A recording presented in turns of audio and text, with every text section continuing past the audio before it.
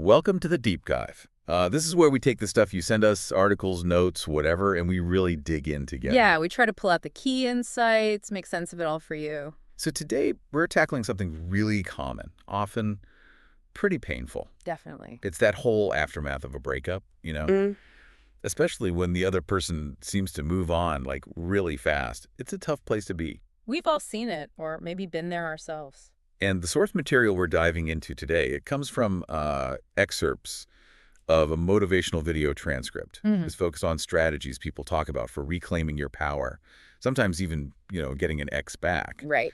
But the approach it talks about is, well, it's kind of surprising right off the bat. It's not the usual chasing or pleading. No, it's much more counterintuitive. It talks about silence and a really significant internal shift for you. Right. And our mission here, based on this material, is to unpack the psychological arguments it's making. Like, why does this source think these strategies work?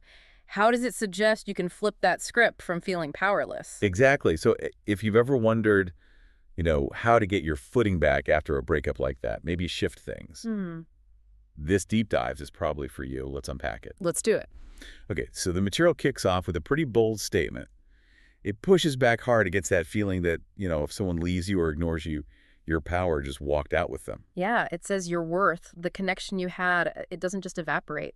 And critically, the source claims he hasn't actually forgotten you. And it suggests he's watching your reaction. Yeah. That what you do next? Yeah. It's everything. Which leads right into what it says not to do. Right.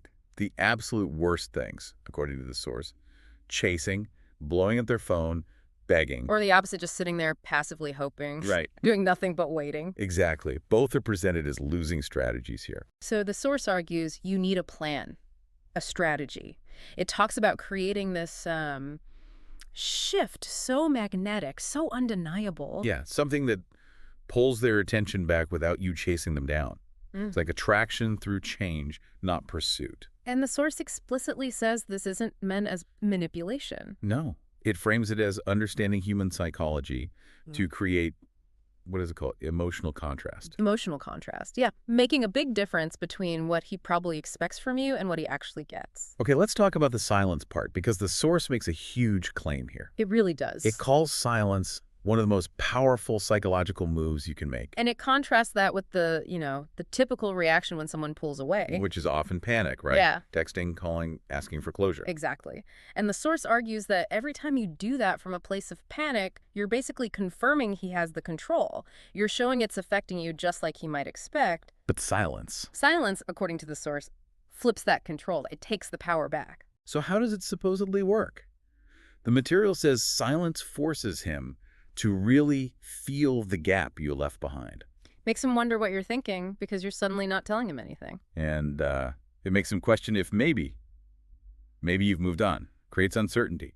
And it ties this into psychology, saying men are wired to respond to mystery. Right. So silence creates that mystery. Which the source claims drives them crazy, makes you unpredictable. And it argues this isn't weakness, this is silence. It's not just giving up. No, within what it calls male psychology, this material suggests silence actually signals strength, like self-control, not being needy. Building on that, it says something like, a man doesn't chase what he already has access to. Right. If you're always there, always explaining, always reacting, you're predictable. And predictability, this source argues, kills desire. So what gets their attention then? It's the unexpected withdrawal of your attention, that sudden shift when someone who used to be engaged just stops. The source says that hits the ego harder than any long emotional text. And it's specific. You don't need drama. No public stuff like thirst traps or vague posts aimed at him. No, the power, it argues, is in doing nothing where he expects drama. Just silent. It throws him off. Right. Because he expects you to react somehow.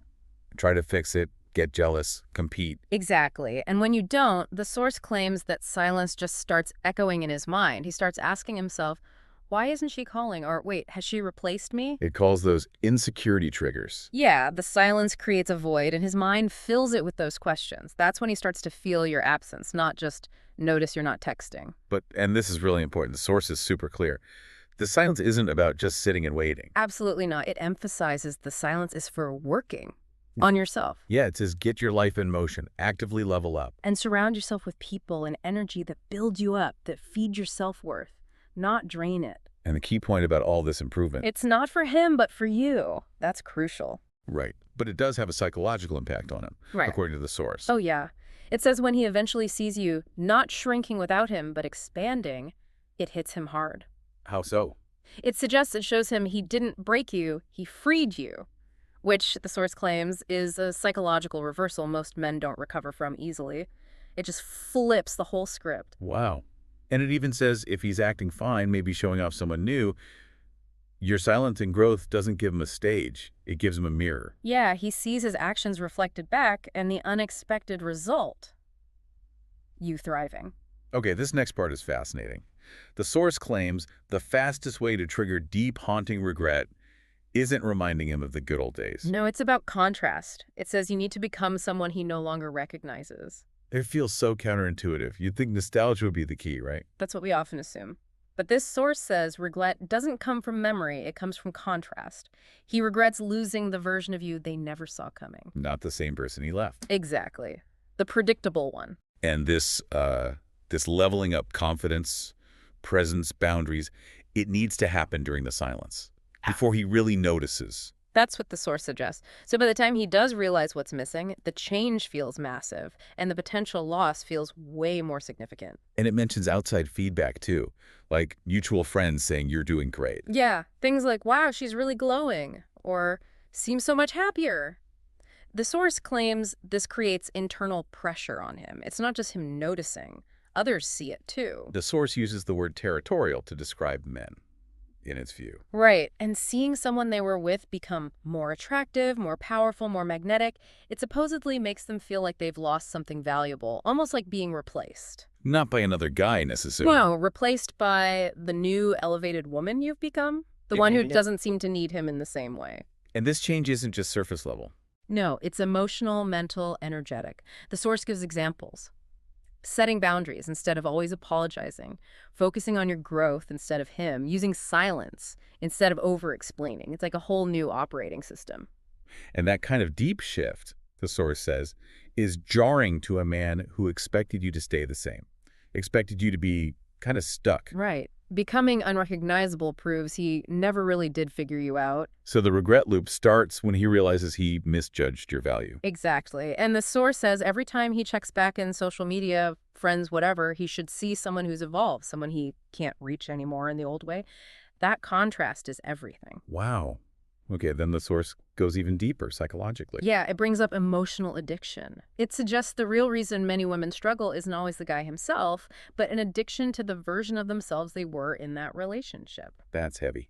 Craving the highs, the lows, the attention, the validation. The routines, yeah. The source calls it a toxic cycle that feels like love, but it's really just chemical dependency. Which explains why silence can feel almost physically painful at first. Exactly. You're literally going through withdrawal from that dynamic, that identity. And it mentions a timing difference in detachment. Right. It suggests men often detach slowly before they leave, kind of numbing themselves, so they're already checked out.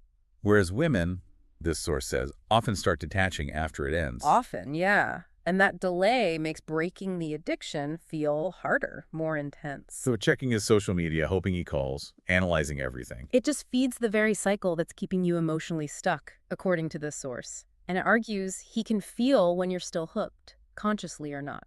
It gives him power. And just suppressing feelings or finding distractions isn't real healing in this view. No. The source says real healing comes from replacing the emotional habits that tied you to him. Like shifting from proving your worth to just owning it. Exactly. Or validating your own choices instead of waiting for his approval. That's the detox, it says.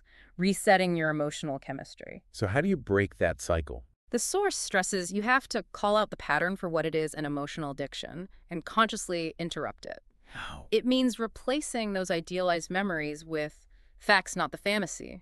Being brutally honest with yourself about the reality of it all. Okay, let's circle back to attraction then. The source says real attraction isn't about chasing. No, it argues men are drawn to women who know who they are, who have presence, not desperation. It talks about the energy of lack versus abundance. Right. Operating from lack, needing something from him, pushes him away, the source claims.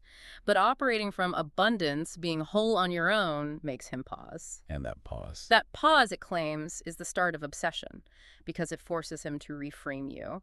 Not as the woman who needs him, but as the one who outgrew him. And the source calls that shift the gut punch he didn't see coming. So rebuilding yourself also means raising your standards. For sure. Not just for partners, but for yourself, what you allow in your life. And the source claims when you genuinely operate from that higher standard, he notices. He starts wondering, checking up. Yeah, checking your page, rereading texts, wondering if he ever really knew you.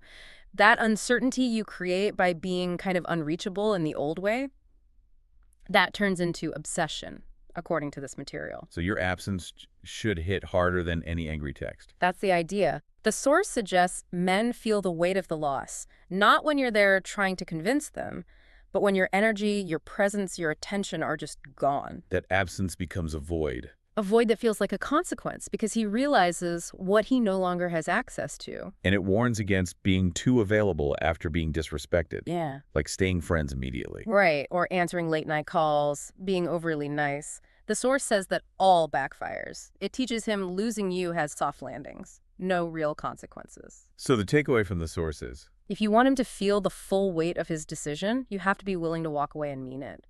That creates the consequence of absence. okay, it also talks about value and rarity. Yeah, the source suggests men, in its view, associate value with rarity.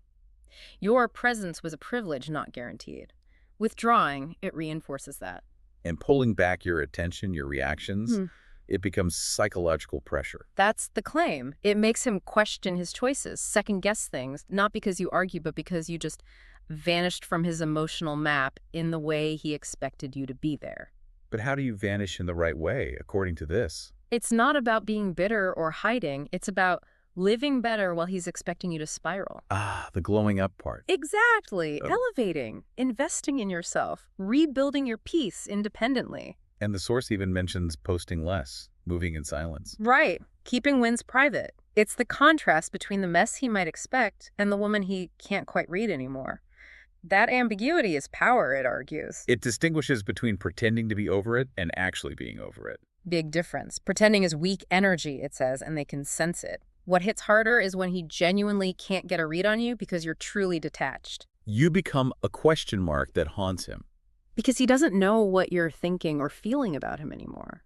And the source claims that when your absence is truly complete, no seeking closure, no performing for him, it forces him to face the silence he created. He has to sit with the reality of life without you, and the source calls that the real punishment. The longer you're gone and genuinely moved on, the deeper it hits. He's haunted by underestimating you. The source calls the biggest plot twist you can deliver. Is to win loudly, confidently, and without ever needing to look back. And you don't need to tell him you're better. No need. You let your growth speak, you let your joy become visible. That energy, the source claims, gets under his skin because it proves he wasn't the reason you were whole. Your happiness wasn't dependent on him. Okay, let's talk jealousy, because the source has a specific take on this too. It does. It argues the kind of jealousy that really gets to him isn't from obvious tactics like thirst traps or flaunting someone new while you're still hurting. So what is it then? It's from becoming someone he can't predict, can't read, and no longer has access to. True mystery. And trying to make him jealous while you're still focused on him? It doesn't work. Doesn't work, the source says. He can sense your focus is still on getting a reaction from him. Real power move is disappearing from his radar completely, not with drama, but with purpose. A woman who just withdraws her energy without explanation becomes that mystery. And the source argues men are hardwired to chase what they can't understand. So jealousy builds from the questions he asks himself. Yeah. Why hasn't she reached out? Exactly. What's she doing? That mental loop starts when you stop showing him anything about your need for his attention or validation. Your power is in not performing. Precisely. You're not curating your life for him. You're just living it moving forward. That lack of performance is potent. And men respond more to energy shifts than words. That's what the source suggests. When your energy screams abundance, when you walk into a room having genuinely leveled up, he feels replaced, even if it's just by your own peace. This isn't just superficial change. No, it's a new mindset, or rebirth, growing emotionally, spiritually, and mentally beyond who you were with him. He feels that deeper shift. And the woman who triggers that deep jealousy. Is the one who no longer needs to be seen by him. It's the unbothered energy, the consistent growth, the refusal to react that gets under his skin, according to the source. The fear you might actually be happy without him, that's what makes him jealous, without you doing anything overt. Okay, bringing it all back to the power dynamic. Right. The source is blunt. The moment he knows you're waiting, hoping, he often stops chasing. Because in this view, men pursue what feels valuable, rare, not guaranteed. Exactly. So the power flips. The source argues, not because he changed, but because you did. You pulled your energy back, stopped easy access, made your absence feel like a real loss. So the core principle is stop acting like he's the prize and start moving like you are. That's it. Prioritize yourself, your well-being, your growth. Because men, it argues, chase clarity, confidence, and challenge, not neediness. And when you truly detach from needing him to validate you and just live like you know your worth, his instincts kick in. It rattles him, the source says. He's not in control anymore. Interest dies with predictability. What keeps them coming back, according to this, is your evolution. Don't try to be the old version. Become someone new, more secure, more self-possessed, less emotionally available in that old needy way, more mentally clear. And the source gives specific actions for this. Yeah. Stop responding instantly, stop over-explaining, stop being overly available, match his silence. If he comes back casually, meet him with boundaries. The woman who makes him chase again is selective, not reactive. Requires discipline, the source emphasizes. Right. Choosing to pour into yourself daily, not into him. And men can feel when you stop orbiting them. That's the idea. It makes them uncomfortable, makes them question their place. And that questioning is what pulls them back in, according to this source. So final point from the source here. Men chase value, rarity. Always available isn't rare. Right. Become the woman who could take him back but doesn't need to. You decide if he's worth letting back into your elevated life. Controlling that access, raising the standard, that's what makes him chase again. He has to rise to meet your new level. Okay, so wrapping up this deep dive into the source material, the core strategy it presents isn't about convincing or competing. No, it's about this really profound internal and external shift, fueled by that strategic silence and intense self-transformation. And the ultimate goal, according to this source, isn't even necessarily getting him back. Right. It's about becoming the woman who doesn't need his choice because she's already chose herself. That creates this undeniable internal power. So that was our exploration of this particular perspective from the source material on navigating breakups and reclaiming power.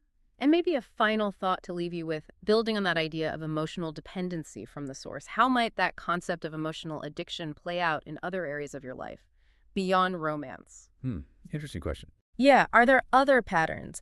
And what would it genuinely feel like, day to day, to operate consistently from that place of knowing your worth, totally separate from external validation? Something to mull over. Definitely something to think about. Thanks for joining us for this deep dive.